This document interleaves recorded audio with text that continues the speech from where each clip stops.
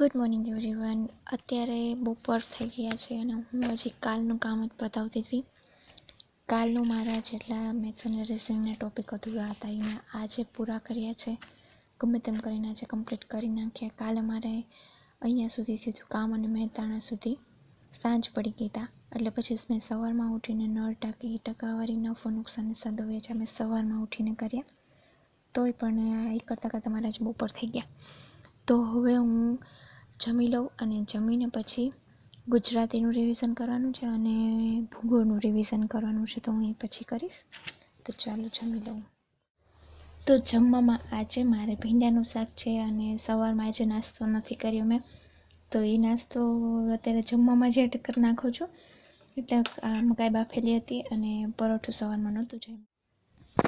તો જમી લીધું છે મેં અને જમીને પાછી હું વાંચવા બેસી ગઈ છું. વાંચવામાં અત્યારે મારે ભૂગોળ વાંચવાનું છે. અત્યારે પહેલાં હું ગુજરાતીનું રિવિઝન કરવાની હતી, પણ મેં કીધું પહેલાં ભૂગોળ પતાવી દઉં, પછી ગુજરાતીનું તો થઈ જશે. તો હવે હું ભૂગોળ સ્ટાર્ટ કરું છું. અત્યારે 12:30 થયા છે. જોઈએ આપણે 3 ધોરણ કરતાં કેટલી વાર લાગે છે. તો ચાલો સ્ટાર્ટ કરું.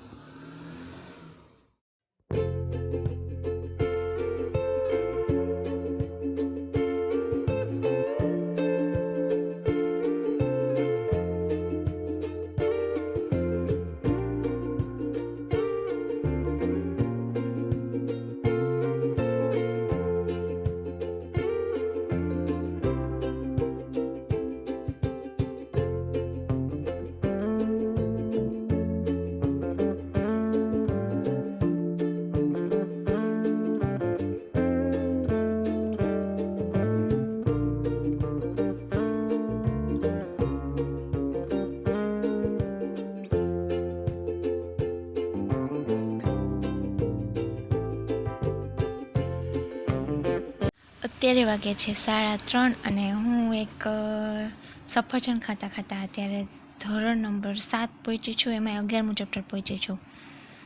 તો ચાલો ફટાફટ સ્ટાર્ટ કરીએ. તો અત્યારે 4:50 થઈ છે અને મારે ધોરણ 7નું રિવિઝન અહીંયા કમ્પ્લીટ થાય છે. હવે ધોરણ 8 સ્ટાર્ટ કરવાનું છે. તો અત્યારે હું ધોરણ 8 લઈને બેસી ગઈ છું.